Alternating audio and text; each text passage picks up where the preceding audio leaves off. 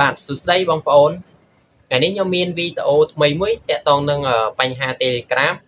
ដោយសារតែមួយរយៈហ្នឹងខ្ញុំបានឃើញបងប្អូនយើងច្រើនមែនទែនគាត់មានបញ្ហាជាមួយ Telegram ដោយសារតែបងប្អូនខ្លះពេលដែលគេឆាតមកគាត់គឺអត់ចូលទេបងប្អូនខ្លះទៀតឆាតមកហើយតែមានលោតសញ្ញាកណ្ដឹងឬក៏ជូនដំណឹងនៅលើអេក្រង់របស់យើងទេណាគឺស្ងាត់ឈឹងតែម្ដងលុះត្រាណាតែបងប្អូនចូលទៅក្នុង app ហ្នឹងឬក៏ចូលទៅក្នុង Telegram ហ្នឹង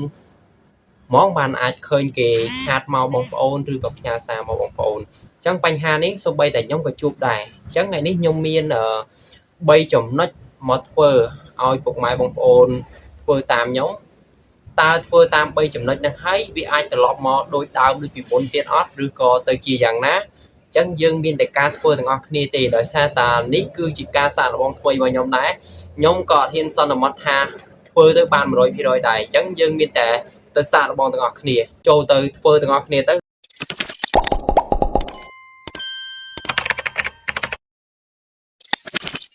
ចឹងជាដំបូងបងប្អូនចូលមកក្នុង setting Telegram របស់យើងចឹងមក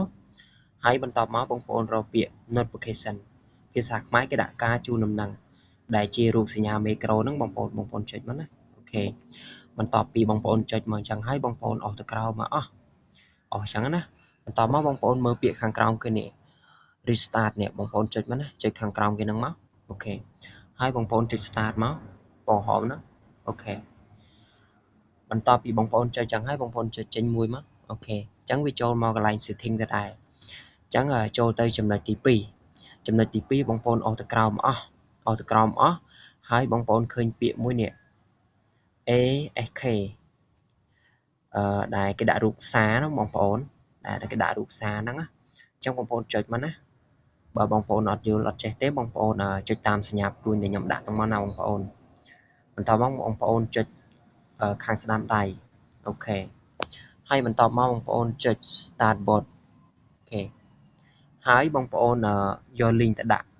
link ហ្នឹងគឺខ្ញុំដាក់នៅខាងក្រោមវីដេអូហ្នឹងហើយបងប្អូន copy យកទៅដាក់ទៅណាបងប្អូនអត់ចេះសរសេរទេបងប្អូន copy យកទៅដាក់ទៅ link ជាអង់គ្លេសហ្នឹងហើយយើងចុច copy ហើយយើងផ្ញើទៅហើយយើងចុច yes អូខេអញ្ចឹងបងប្អូនធ្វើការចុចចឹងហើយគឺយើងរងចាំរហូតដល់24ម៉ោងបានបញ្ហាត្រូវដោះស្រាយបន្តមកបងប្អូនចូលមកចំណុចទី3ចំណុចទី3បងប្អូនចូលទៅក្នុង setting ទូរស័ព្ទរបស់យើងមកបងប្អូនចូលទៅក្នុង setting ទូរស័ព្ទហើយបងប្អូនរកពាក្យខ្មែរការជូនដំណឹងនិងស្ថានភាពដែលខ្ញុំដាក់សញ្ញាព្រួយហ្នឹងបងប្អូនចុចមកណាអូខេបងប្អូនរងចាំសិននឹងគឺជាចំណុចចុងក្រោយបងប្អូនទាំងអស់គ្នាបាទបន្តមកបងប្អូនមើលកន្លែងនេះបើសិនជាបងប្អូនអត់តន់បើកចេះទេវាបិទចេះបងប្អូនវាអាចជូនដំណឹងបានទេណាតែបើសិនជាបងប្អូនបើកហើយវាឃើញបែបហ្នឹងណាបងប្អូនបើកទាំងអស់មកគ្រីសទាំងអស់មកអញ្ចឹងវីដេអូនេះក៏ឈានទៅដល់ការបញ្ចប់ដែរសម្រាប់បងប្អូនណាដែលគិតថាវីដេអូខ្ញុំមានប្រយោជន៍កុំភ្លេចជួយ like subscribe ម្នាក់មួយផងអរគុណច្រើនសម្រាប់ការទស្សនាវីដេអូ